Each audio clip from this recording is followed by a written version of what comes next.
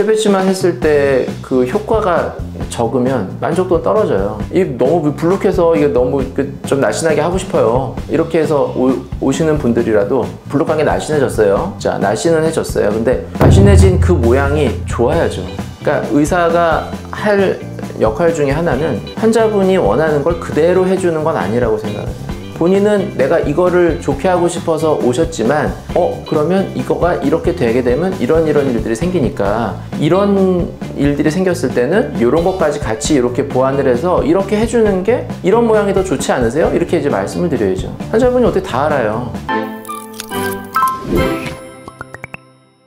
안녕하세요. 상담 오선생의 오선생입니다. 오늘 여러분들께 말씀드릴 내용은 눈밑 지방 재배치나 하안검 과 같은 눈밑 수술 시 지방 이식을 함께 하는 경우와 나중에 따로 하는 경우에 대한 내용입니다. 영상 시청에 앞서 구독과 좋아요 부탁드립니다. 눈밑 수술 이제 상담을 하다 보면 그 지방 이식이 좀 필요한 경우들이 있어요.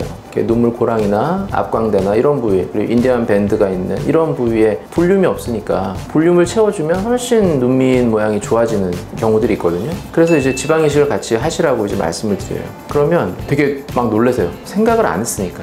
그러니까 눈밑 다크서클, 눈밑 블룩 뭐 이거에 대해서 알아보고 생각을 하실 때 눈밑 지방 재배치 또는 하안검 이런 거는 이제 좀 알아보신 거예요. 그러니까 나는 눈밑 지방 재배치나 하안검 뭐 해서 이렇게 좋아지게 하면 되겠구나 이렇게 정도 생각을 하고 오셨는데, 제가 이제 지방 이식에 대한 얘기를 같이 하니까 그거는 뭐 좀 뭐 안 좋지 않아요? 뭐 부작용이 있다던데 뭐 이런 식으로 약간 이제 생각을 안 했던 부분이기 때문에 당장 이렇게 딱 받아들이지 못하는 그런 분들이 있어요. 이제 제가 말씀드리죠. 이런 상태는 지금은 이 눈밑이 불룩하고 이런 눈밑만 집중해서 지금 보이시기 때문에 뭐 이런 꺼짐, 앞광대나 이런 부분이 이렇게 볼륨이 없고 이런 게 보이지 않지만, 이거를 이제 눈밑 지방 재배치 같은 경우로 해서 이렇게 잘 폈을 때 이 불룩한 걸 줄이고 이렇게 잘 매끈하게 폈을 때 어떻게 보면 눈밑부터 이렇게 밑에 앞광대까지 다 같이 이렇게 꺼져 보이는 느낌이 자칫 들 수도 있다. 그러면 수술하기 전에는 안 보였던 그 앞광대의 볼륨이 부족한 이런 부분들이 이제 보일 수 있다. 근데 지금 상태는 분명히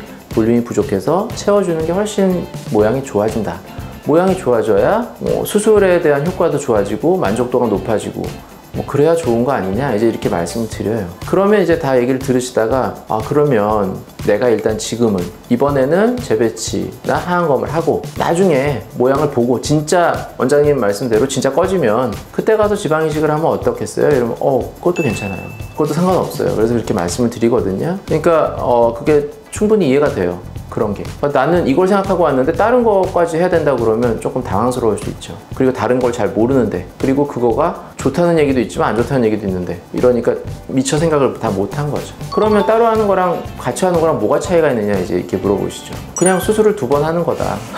이렇게 말씀을 드려요. 그러니까 뭐 더 나쁘냐 그래요. 나쁠 건 없어요. 효과가 떨어지냐 효과가 떨어지는 것도 없고, 오히려 뭐 더 좋으면 좋을 수도 있죠. 모양은 다 안정된 상태에서 정말 딱 더 섬세하게 뭐 이렇게 해가지고 뭐 지방을 추가로 넣으니까. 근데 처음 수술하고 지방 이식 할 때까지 어느 정도 시간이 필요해요. 왜냐하면 그 처음에 막 유착이 생기고 꽉 조이다가 부드럽게 풀리면서 점점 이렇게 안정이 되면서 그런 모습을 나타낼 때까지 최소한 6개월에서 1년 정도 이런 긴 시간이 필요한 거죠. 그러고 나야 그 다음에 이렇게 부드러워진 상태에서 지방 이식을 해야 좀 더 어떤 결과에 있어서 우리가 원하는 결과를 얻기가 더 좋을 수 있죠. 그래서 뭐 했는데 진짜 이제 한 달째 경과 보러 와서 나 진짜 이게 꺼졌는데 좀 넣고 싶은데 여러분 지금 안 돼요. 나중에 6개월째 오시라고 이제 이렇게 말씀을 드리죠. 그래서 그거는 조금 있을 수 있다. 그러면 그냥 같이 하는 거 따로 하는 게 뭐가 어떠냐 그러면 그냥 2번 하는 거예요. 말 그대로 수술을. 근데 우리가 지방 이식이라 그러면 좀 간단하게 느껴지잖아요. 여기다 그냥 짤 필요도 없고 칼 댈 필요도 없고 그냥 주사로 마치 필러 맞듯이 주입만 하면 되거든요. 그리고 실제로 제가 보관하고 있는 그 지방을 리터치를 할 때는 실제로 그냥 국소 마취로 그냥 필러 맞듯이 이렇게 해요. 그냥 깨어있는 상태로. 굳이 뭐 수면 마취까지 할 필요가 없어요. 그냥 이렇게 따끔하고 그냥 이렇게 넣으면 돼요. 굉장히 간단하게 빨리 끝나거든요. 문제는 이 뽑는 과정이 힘들어요. 지방은 채취가 힘들어요. 지방 흡입이라고 그래서 왜 지방을 많이 뽑아서 날씬하게 만드는 수술 있죠. 사실 그것과 같아요. 지방을 채취하는 과정은. 다만 조금 뽑는다 이거죠. 지방 흡입은 그거의 뭐 몇십 배를 뽑는 거고, 지방 이식을 위해서 뽑는 거는 조금만 필요한 거죠. 근데 그게 조금 불편해요. 좀 아프고 통증도 있고 이러기 때문에 그것 때문에 이제 수면 마취를 해요. 이식하는 것 때문에 하는 게 아니고 채취하는 것 때문에. 그러니까 내가 이번에 눈밑지방 재배치만 일단 했어요. 그럼 이제 수면 마취하고 그 다음에 이제 깨서 이제 좀 붓고 이러니까 회복 기간이 어느 정도 필요하겠죠. 뭐 일주일이든 뭐 2주든 이렇게. 그래서 이게 점점 나아가요. 그러면 어느 정도 안정이 되고 한 6개월이 지났어요. 그랬더니 아 진짜 여기가 꺼졌구나. 내가 넣어야겠다. 그래서 지방 이식을 또 해요. 그러면 이제 채취하는 그런 부분 때문에 다시 수면 마취를 해야 되는 거죠. 수면 마취를 하고 그 다음에 채취를 해서 이식을 해요. 근데 이식만 하는 경우는 그래도 비교적 간단할 더 붓기나 이런 게 조금 적을 수 있어요. 그래도 이렇게 이식만 하기 때문에 막 째고 이렇게 하는 게 아니니까. 그래도 이식을 했으니까 붓기가 있죠. 왜냐하면 그냥 단순히 들쳐서 닫은 게 아니라 볼륨을 넣은 거잖아요. 그러니까 붓기가 많지 않더라도 이 볼륨감 때문에, 볼륨의 효과가 있기 때문에 되게 좀 볼륨감이 많아 보여요. 그러니까 그게 이제 더 많이 부어 보이는 느낌이 들 수도 있죠. 그것 때문에. 근데 이 지방 이식이라는 거는 붓기도 빠지지만 내가 처음 넣은 지방에서 또 빠지잖아요. 흡수가 되니까. 그러니까 처음에는 내가 넣은 거에서 붓기까지 있으니까 이렇게 많아 보여요. 그러다가 시간이 지나면서 붓기 빠지고 또 흡수되고 하니까 점점 줄거든요. 그래서 보통 한 1주에서 2주까지 또 이렇게 좀 부어 보일 수가 있어요. 물론 이제 넣는 양에 따라 다르죠. 조금 넣으면 적게 붓고 이러는. 그래서 그냥 그렇게 2번 하는 것도 괜찮아요. 근데 이제 같이 하는 거는 그럼 뭐가 좋으냐? 같이 하는 건 그냥 한 번에 하니까 마취도 한 번 하고 수술도 한 번 하고 회복기간도 물론 눈밑지방 재배치만 한 것보다는 지방 이식을 하는 게 더 많이 부어요.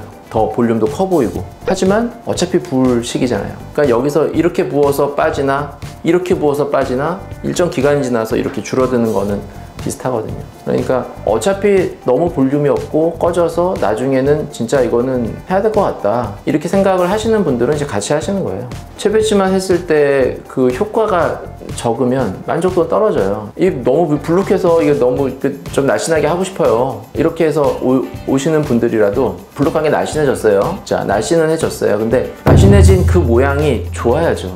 그러니까 의사가 할 역할 중에 하나는 환자분이 원하는 걸 그대로 해주는 건 아니라고 생각을 해요. 본인은 내가 이거를 좋게 하고 싶어서 오셨지만 그러면 이거가 이렇게 되게 되면 이런 일들이 생기니까 이런 일들이 생겼을 때는 이런 것까지 같이 이렇게 보완을 해서 이렇게 해주는 게 이런 모양이 더 좋지 않으세요? 이렇게 이제 말씀을 드려야죠. 환자분이 어떻게 다 알아요. 당연히 자기는 불만인 점을 이렇게 갖고 있는 거죠. 요즘은 조금 더 많이 이제 정보가 많다 보니까 불만인 점만 갖는 게 아니라 해결 방법도 자기가 정해서 와요. 근데 해결 방법이 부족할 수 있는 거죠. 정말 완벽하게 다 정해서 오시면 그게 맞아요 이렇게 해드리면 되죠. 그런 분들도 있어요. 그렇지 않은 분들도 많거든요. 나는 그냥 불룩한 거 이거 너무 불룩해서 이거 없애고 싶어요 그런 분들도 있어요. 그러니까 같이 하거나 따로 하거나 최종적인 결과에서 큰 차이는 없다. 다만 이제 과정에 그런 차이들이 있고 뭐 비용 차이도 좀 있을 수는 있죠. 따로 하니까 아무래도 그런 것도 좀 있을 수 있죠. 할 수도 있죠. 물론 할 수 있죠. 필러도. 그러니까 필러가 뭐 나쁜 게 아니라, 그러니까 제가 말씀드렸잖아요. 좀 얕게 넣었을 때 이 틴들 현상이 생기는 게 좀 싫다고. 그렇게 되면 진짜 먹는 것 같아요. 제가 오늘도 상담할 때 봤는데 이렇게 여기가 펄해요. 뭐 여기 필러 하신 적 있네요. 그랬더니 네. 그래서 언제 하셨어요? 그랬더니 10년 전에 했대. 10년 전에. 그래서 여기 필러가 있어서 이렇게 퍼렇게 틴들 현상이 보이네요. 그랬더니 필러 아니에요. 자기는 지방 이식도 같이 했다는 거예요. 근데 지방 이식을 해서는 이게 틴들이 보일 수가 없거든요. 그럼 지방은 언제 하셨어요? 그랬더니 그 전에 했대요. 필러 하기 전에. 그러면 지방 이식 하고 나서 이게 이렇게 먹는 것처럼 펄했어요. 그랬더니 그게 아니래요. 필러 넣고 나서 펄해졌죠? 그랬더니 맞대요. 아니 그럼 지방 이식을 해서 펄한 게 아니잖아요. 근데 이분은 필러가 10년씩 있을 거라 생각을 못 하는 거예요. 이렇게 불룩하고 펄었지만 당연히 지방일 거라고 생각하는 거예요. 그래서 이분은 이제 녹이는 주사 써서 녹였어요. 그랬더니 확 가라앉아요. 바로 확 가라앉아요. 10년이 지났는데. 그러니까 필러라는 거는 오래 갈 수 있다 이렇게 생각을 해야 되는 거고, 눈 밑에 있어서 그렇게 얕게 썼을 때 퍼렇게 이렇게 틴들이 보일 수 있기 때문에, 그래서 제가 눈 밑에서는 필러를 좀 잘 사용을 안 하는 거죠. 근데 나는 뭐 고랑이나 이렇게 얇게가 아니라 그냥 깊게, 앞광대 쪽만 깊게 이렇게 올려주면 된다 이럴 때는 필러 해도 돼요. 깊게 넣었을 때는 틴들이 안 보여요.